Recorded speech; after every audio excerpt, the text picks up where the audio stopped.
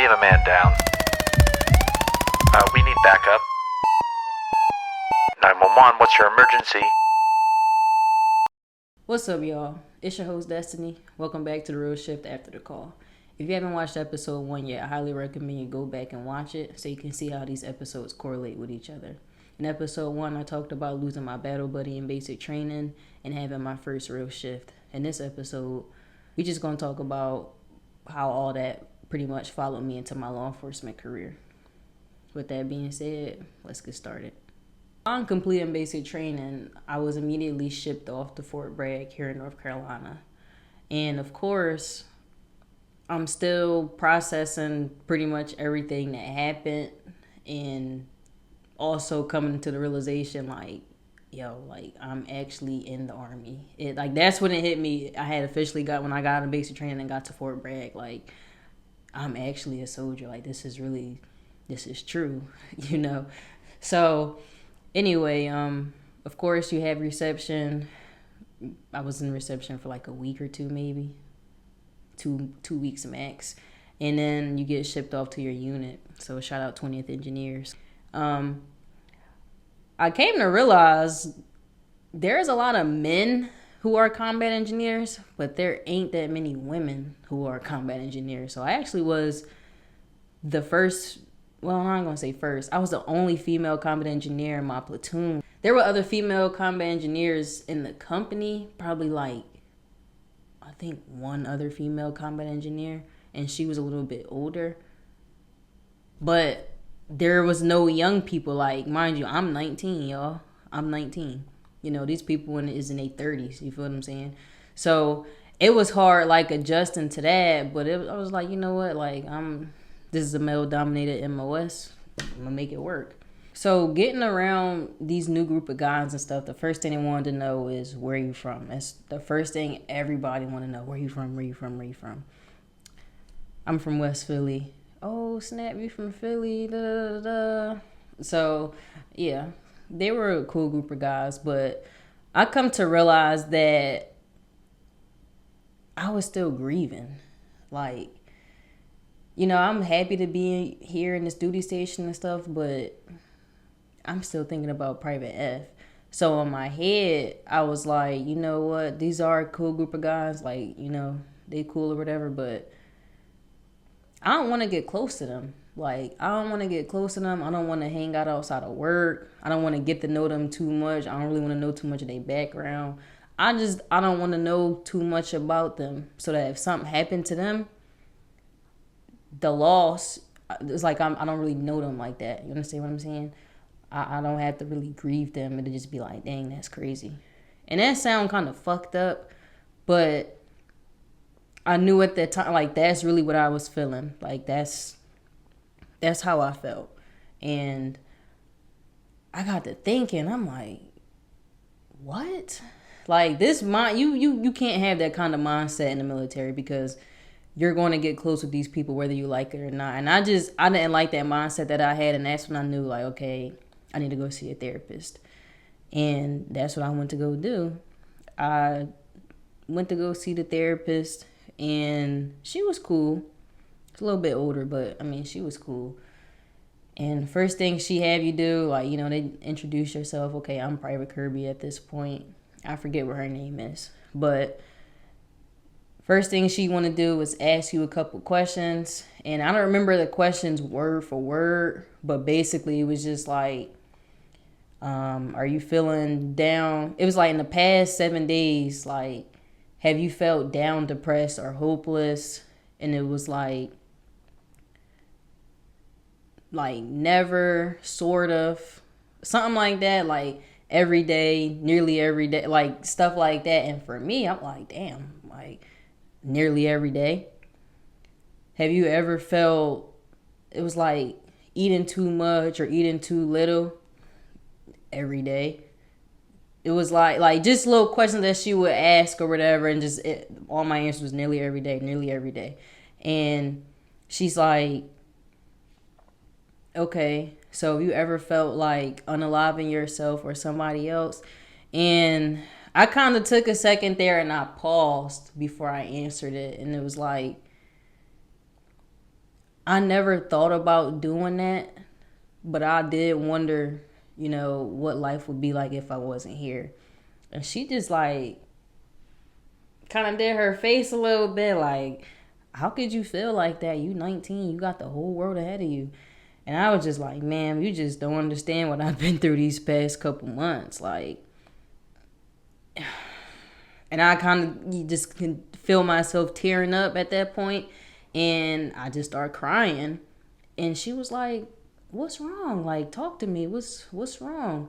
And I had to come to the realization, like, I'm not in basic training anymore. Like, this is a safe space. I can cry here and feel okay about it, and not have to hurry up and get it out of the way and go back to being, in training.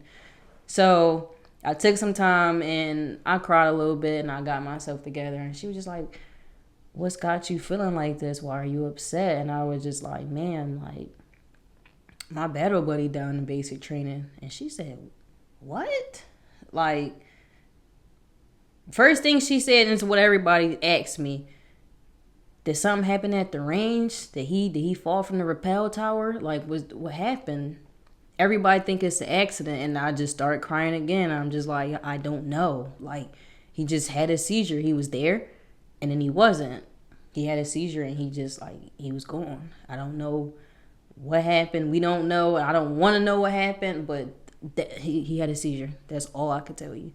So at that point, I guess she kind of figured out, like, really what I was there for. Like, I'm grieving. And she knew. So at that point, she wanted to keep unpacking. And first thing she said was, it's okay to cry. Like, it's okay for you to cry. You can cry. It's okay to cry here. Crying is good for you, and it's okay. Let it out if you could. So when she said that, I started crying so hard and ugly, bro. Oh my gosh. Like, I was crying for real. Like, and I would say, like, I think that cry right there, I think that was a cry where I was like, a cry that you just can't, like, you just ain't cried in a while and you just need to get that cry out. That's what that was. Like, I'm crying because I'm grieving him. I'm crying because I'm stressed out. I'm in this new environment. I'm crying, because I'm happy that, of course, that I made it out of basic training and everything like that. It was just a whole bunch of emotions that I was just feeling a whole lot at that point. And she just wanted to, I'm not going to say that she didn't help, but y'all ever feel like somebody got to go through something before they listen to you? I feel like she could hear me, but she didn't feel me. Like, she didn't understand what I was dealing with.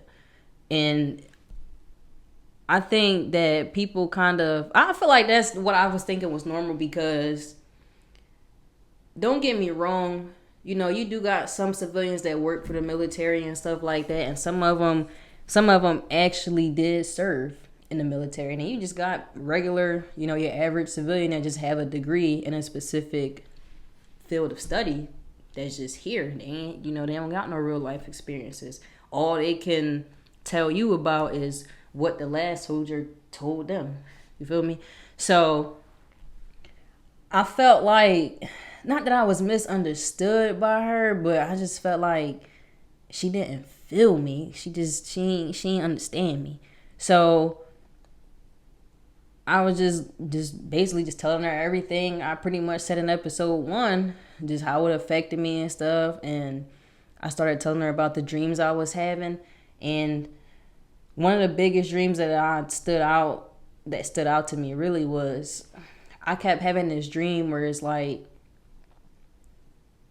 I could see Private F in my dream, and it would just be something random. Like, we could be walking back to the DFAC or something, or just anything, whatever. And I could see him and I get all excited. And I'm like, Private F, like, yo, like, I thought you went home. Like, what are you doing here? So when I got, that was in my head when I seen him, when I got close up to ask him what was going on and what he was doing back here. And I went to like shake his hand or whatever. It's like when I shook his hand, it's like he disappeared. So I'm like, what the fuck?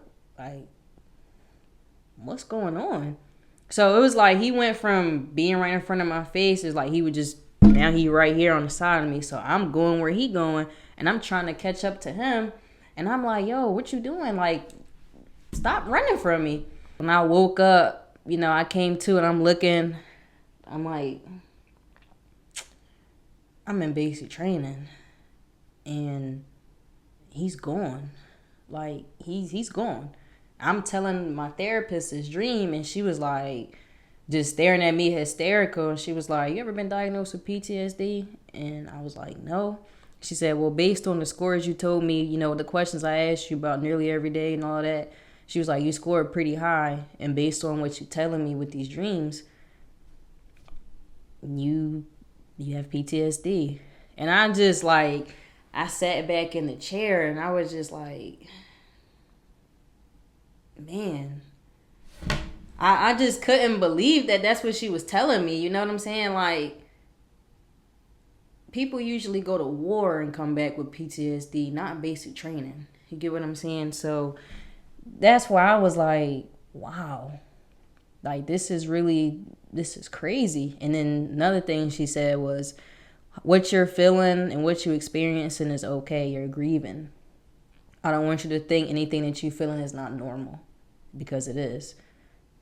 Grief just kind of creep up on you and it hits you.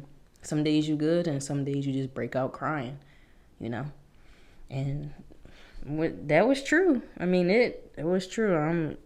It was true. Some days I do break out and I do cry. So now I wanted to know, like, okay, what's next? Like, what's next for me now? Like, now that I got this diagnosis, what is it?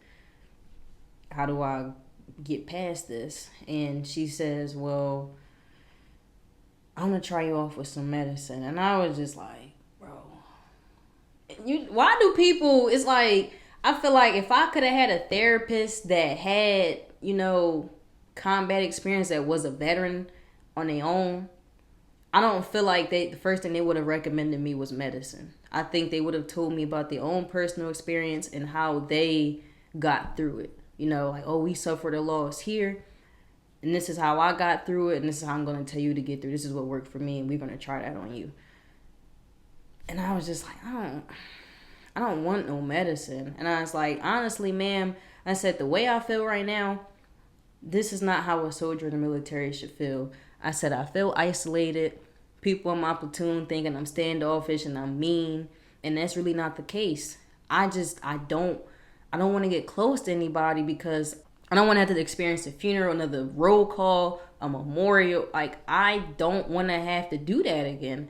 And I said, if I had to do that, then at that point, yeah, like I just can't. I can't do no more survivor's guilt. And that's exactly what I told her. I can't do the survivor's guilt. Like, this is already taking enough toll on me as it is. And you asked me earlier if I felt like unaliving myself or unaliving somebody else. In that case, like, if that's what happened, somebody in this platoon passed away, I honestly probably would just go for it. I would try it. And I would hope that I would succeed, because, I mean, what else do I have to live for at that point? That's really how I felt at that, at that point in time. Therapy was going good for a while, and then COVID hit. So COVID had made its way onto Fort Bragg, and the whole base like shut down. We couldn't do PT. Like, we had to just do the little phone calls or whatever. It was just a lot. Couldn't go nowhere. Couldn't leave base. If you left the base, you couldn't go past your 50. They gave you a 50-mile radius you had to stay within. If you needed to go outside that 50-mile radius, like I think it was the brigade. Was it the brigade commander? I think it was the brigade commander that had to approve you to like go past that 50-mile radius. And it was just like, yo, like, this is crazy.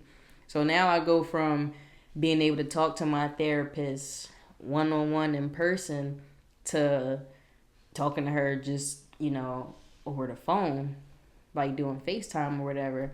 So at this point, she recommends me to do group therapy. And I'm like, group therapy? Like, I don't want to do no group therapy. Like, why would I? No, I don't want to do it.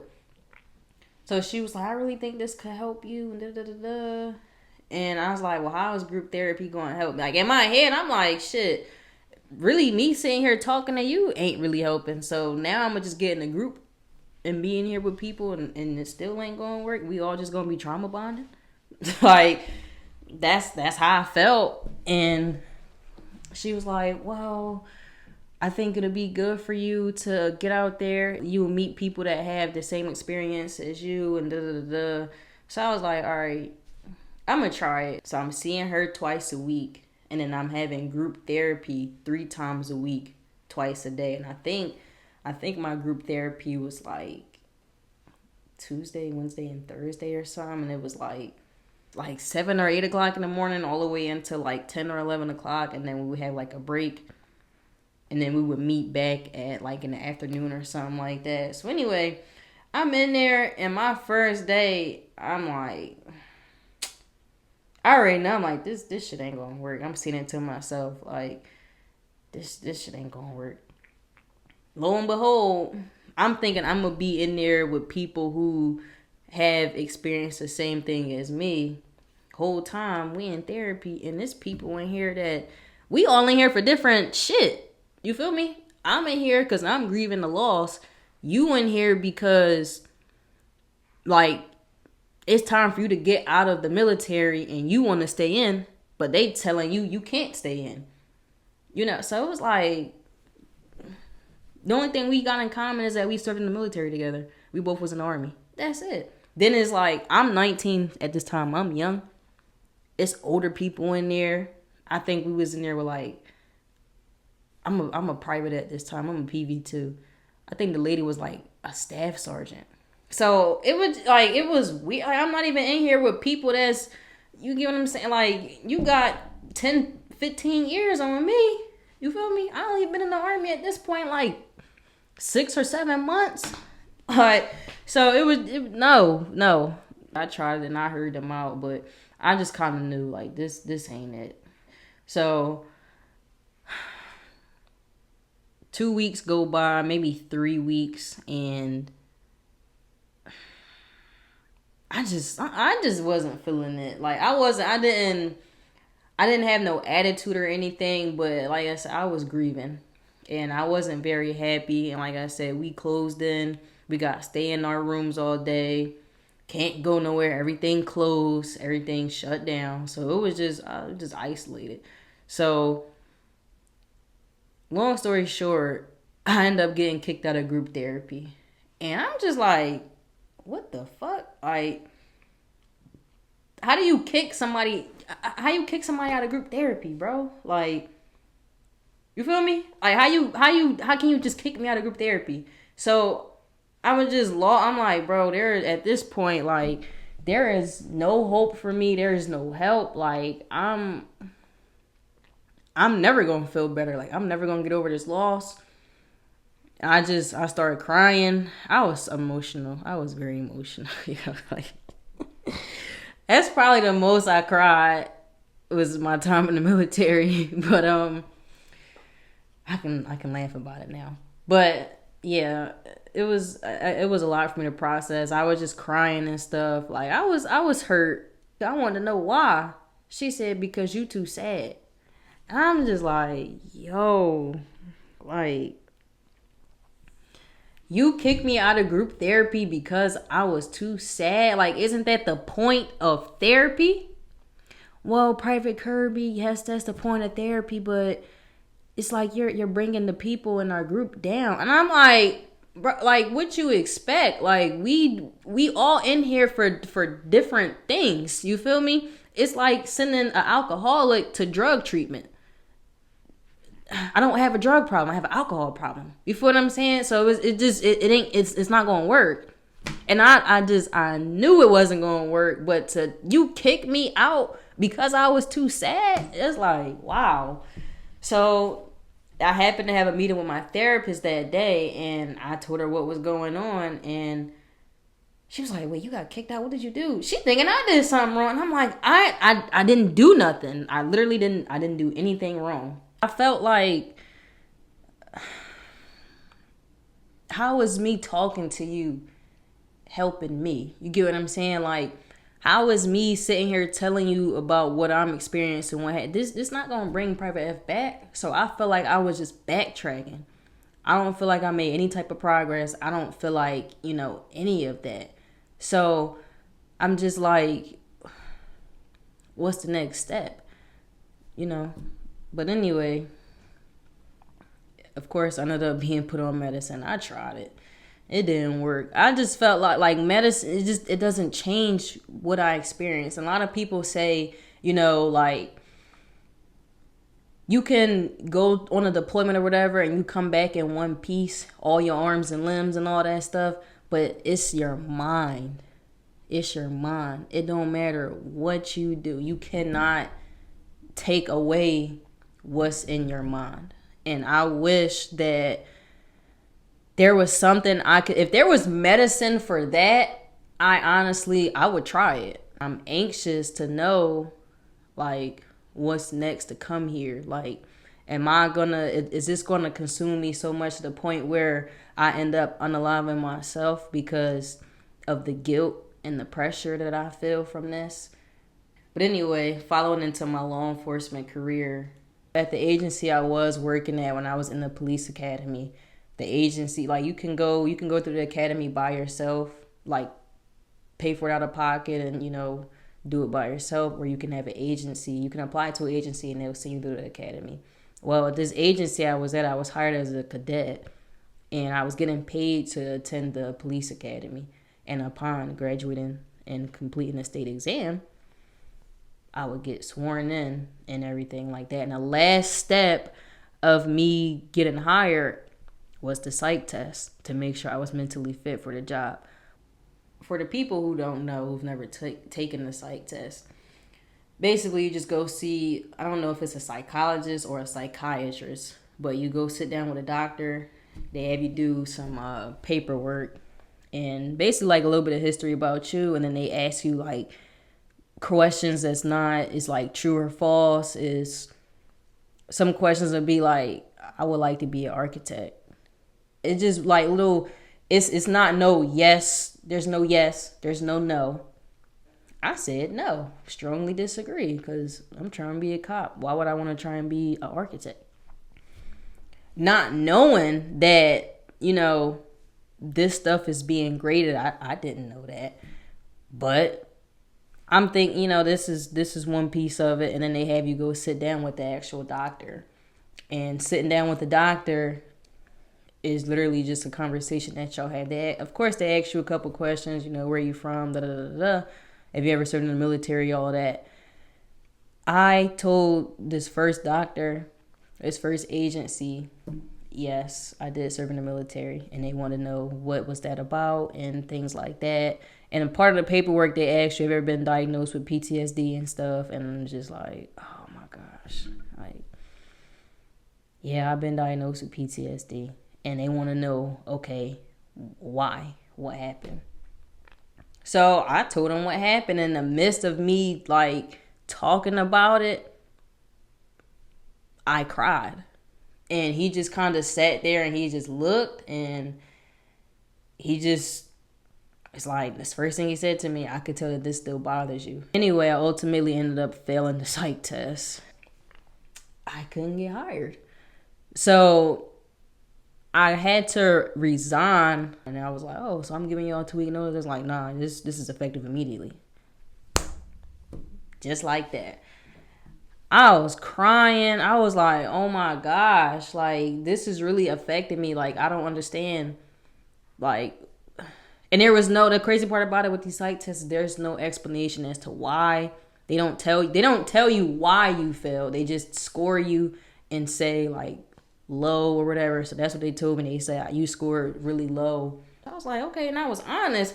So now I feel like you punishing me for being honest. So it's like, okay, do I tell the truth? And, I'm telling the truth and I still get punished for being honest? Or do I lie and not get the job or not pass the psych test because I lied? You get what I'm saying? So it was just like, I felt like I was misunderstood at that point, because who not gonna feel a certain type of way after experiencing something that I experienced, something like that. And it was just like, I feel like there was no hope for me at that point. So time went by, reached out to another agency, and they sent me to another place for a psych test. Because I was like, I'm scared to go back to that first dude. I was like, he gonna fail me. And I was honest with the chief. I told him like, look, I didn't get hired at this place because I failed a psych test. I know I had to take one here, but I'm just telling you, like, I guess I'm high risk for failing. So he was like, well, we not even going to see him to that last dude. We going to see you somewhere else. So he sent me somewhere else, and me doing the paperwork and stuff, it was like, I knew, I was like, I ain't going to pass this psych test. Like, I was just not confident. I was scared, because their paperwork was like a little bit more in depth than the first paperwork I felt. There was more in depth than the first paperwork I filled out. So I was like, all right, fuck it. It's either I get it or I don't. And I filled out the paperwork or whatever, and I did what I had to do. She want to know the same thing. Have you ever been diagnosed with PTSD and blah, blah, blah, blah, blah, blah. Yeah, I've been diagnosed with PTSD and all that. And then she was just a little weird, like asking me stuff like my family history and stuff like that. Anyway, found out I failed that psych test too. So, like, the same thing. I scored too low. After failing that last psych test that I took, I was just like, look, you know what? Maybe it ain't meant for me to be a cop. Like, I was just like, I feel like I done did all this for nothing, because I don't think that I'm mentally unfit. I just think that I have other things that are going on, and it would cause any person to, be a little uneasy. But that doesn't make me crazy or nothing. That's kind of what I felt like. Those people thought I was crazy or whatever, because it's like, what? Like, you're not normal? You get what I'm saying? Like, so that's just how I felt. And I lost hope. At that point, I was like, all right, being a cop, this ain't gonna work. So I switched over. I said, I'm gonna be a CO. I'm gonna be a correctional officer. So I applied to back in PA. As I'm on my way to interview for the job, I get a text. My homie hit me up on Snapchat, and I didn't pay it no attention. And then he hit me up again on Facebook, and I'm like, yo, why do he keep, like, what's up with him? He keep texting me. And I look, and it's a screenshot between him and somebody else, somebody that's supposed to have work for an agency that I'm not going to call out. I was like, what? That's a scam. How good could that be? Like, why would a detective reach out to you on Facebook about me? Why wouldn't they just reach out to me? So I didn't trust it. But something told me like, yo, look, just look into it. Just see what it is. And I called the number. And of course, it checked out. So I was like, all right, this is God. So I told the lady, I was like, look, like, I'll come in and do whatever, you need me to do and apply for the job and stuff. But I'm telling you right now, like, I'm actually on my way back home to interview for another position. And I'm not going to turn this job down for this law enforcement career. I just was straight up with her. And so she was like, okay, like, that's cool. She said, have you got the job yet? I was like, no, but I'm pretty sure I'll get it, based on my experience and stuff. But I said, I'll give y'all a shot. And she said, okay, that's all I'm asking. I said, okay. All right. Went ahead, applied, Fast forward, like 2 or 3 weeks later, at this point, I had interviewed for the position for the CO and stuff. Found out I had got the job, but they told me they needed like 2 weeks or so to, I guess, get through the rest of the pool of applicants or something like that. So at this point, like, I done called the lady back and I'm like, hey, like, y'all got 2 weeks to get me hired and get me a start date, because if not, I'm going with this job right here. So after so much time had passed by, I knew I would have to take a psych test for any agency I had applied to. So when I sat down for this third psych test, I had felt way more confident in myself because I had grew so much mentally. Like, I was in such a better place. And honestly, when I walked out of there, I just felt like I had passed. The background investigator at the time, I called him because I ain't hear nothing from him in a couple of days, and I just figured, shit, if I ain't hear nothing, it means that they not interested. But I never got no email or nothing to tell me that. So I was like, let me just reach out to him. So I reached out to him, and he looked through his email. He was like, Kirby? And I said, yeah, you passed your psych test. I was like, oh my gosh, thank you so much. Like, I felt like that was my... Y'all ever had what I call this ain't nobody but God moment? That's what I felt like at that point. That wasn't nobody but God. I ain't never had no agency reach out to me first. I always reached out to them. So I was like, you know what? Maybe that was just God's way of telling me that those other 2 agencies were not for me. You know, he had something better. So I went ahead with it, and the next thing he said I had to do was qualify at the range. And I'm like, okay, I qualified at the range, not on my first attempt, but my second attempt. And he's like, all right, next thing after this, April 21st, you swear in. I swore in on April 21st, 2023, and the rest is history. I knew that this wasn't nobody but God, and I couldn't believe I almost gave up. I was overfilled with joy, and I was just crying like tears of joy because I wanted to bridge that gap between, you know, what people think about law enforcement versus what actually is true about law enforcement. And just kind of, you know, one step at a time, and just take it day by day as it comes. And I wasn't going to let nobody take that joy and that excitement away from me. I've seen some traumatic things. I've seen a lot of things that stick with me. And I would say, as a matter of fact, I've experienced a lot of shifts being a cop. A lot of crying, a lot of anger, a lot of guilt. Just a whole lot of it. But none of it could compare to, like, the guilt and the sadness and the grief that I experienced with Private F, because I think that was more personal. However,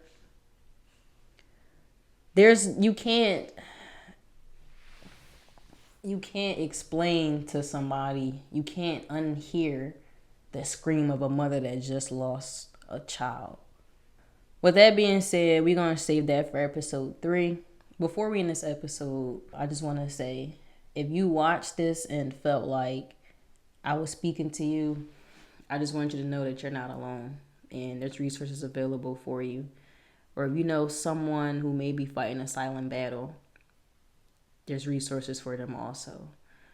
And if you felt like, you know, I want to talk about this, even if it's not here on this podcast, if you even want to just talk about it to your family member or a therapist on your own, I'm proud of you for even taking that first step. You're seen and you are heard, and you deserve to be here. Thank you for tuning in. This is The Real Shift After the Call.